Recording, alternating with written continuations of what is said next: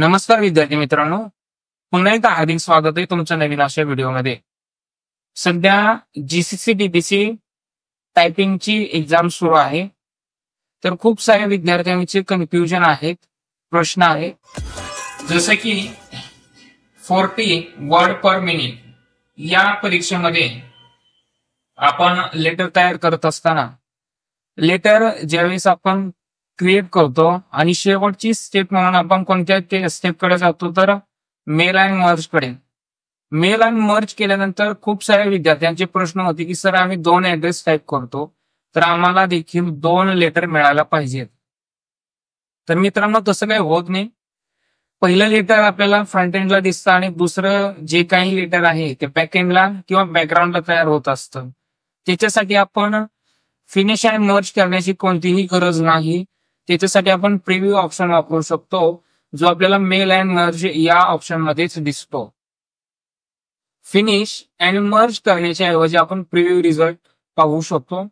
Preview result पाहिल्यानंतर आपल्याला दोन्ही लेटर पाहायला मिळतात, दोन्ही लेटर दिसतात आणि आपल्या चुका ज्या आहेत त्या टाळता येतील, जेणेकरून आपलं लेटर हे पूर्णपणे व्यवस्थित टाईप होईल. फिनिश अँड मर्ज करण्याच्या जास्त भानगडीत पडू नका. खूप साऱ्या विद्यार्थ्यांच्या तिथं चुका झालेल्या आहेत.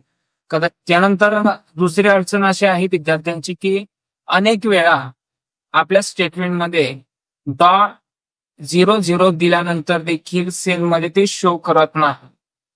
अनेक वेळा तुम्ही टाईप करताय मात्र ते शो होत नाही.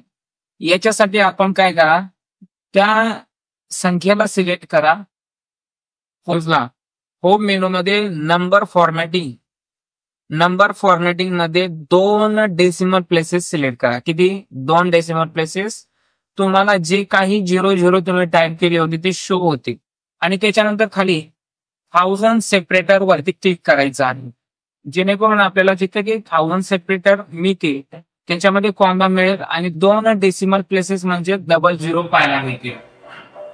तर पहा मित्र, अदरवाईज कदाचित तुम्हाला मार्क मिळू शकतील याच्यावरती खूप मोठी शंका आहे.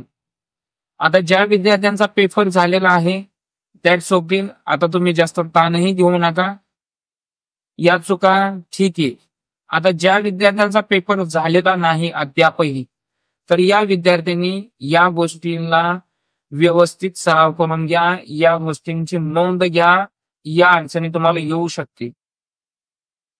यानंतर खूप साऱ्या विद्यार्थ्यांना स्टेटमेंट मध्ये असे प्रॉब्लेम आले की आपण जे काही सिरियल नंबर आहेत ते 1 पासून 8 पर्यंत फिल ऑप्शन माध्यमातून घेतो. होम मेनू मध्ये आपण फिल सिरीजचा वापर करून याचा घेत असतो, पण परीक्षेमध्ये होम मेनू मध्ये फिल सिरीज ऑप्शनच मिळाला नाही. मग याच्या ऐवजी खूप साऱ्या विद्यार्थ्यांनी टाईप केलं तरी चालेल, किंवा 1 आणि 2 हे 2 नंबर लिहून आपण त्याला क्लिक करून ड्रॅग करू शकतो, जेणेकरून आपल्याला ते डायरेक्ट ऑटोमॅटिकली मिळतील. तुम्हाला दोन्ही पैकी योग्यच मार्क मिळून जातील. त्याच्यानंतर प्रश्न असा होता की खूप साऱ्या विद्यार्थ्यांना की आपण ज्यावेळेस कॉलमची विड्थ वाढवतो त्याच्यासाठी आपण कॉलमच्या हेडिंग पासून अख्खा कॉलम सिलेक्ट करतो, तर परीक्षेला तसा काही ऑप्शन सिलेक्ट होत नाही. याच्यासाठी आपल्याला फक्त टेबल मधीलच तो एरिया सिलेक्ट करायचा आहे. शेवटचे 4 कॉलम पूर्णच्या पूर्ण त्या कॉलमला सिलेक्ट करण्याची काहीही गरज पडणार नाही. पुन्हा एकदा या गोष्टींचा सराव करून या. ऑब्जेक्टिव्ह साठी काही अडचणी असतील तर आपल्या युट्यूब चॅनलवरती ऑब्जेक्टिव्ह आहेत. सर्वच विषयांच्या आपण प्रॅक्टिकली व्हिडिओ ऑलरेडी अपलोड केलेले आहेत. नक्कीच हा व्हिडिओ तुम्हाला आवडला तर एक लाईक करा, तुमच्या मित्रांसोबत शेअर करा.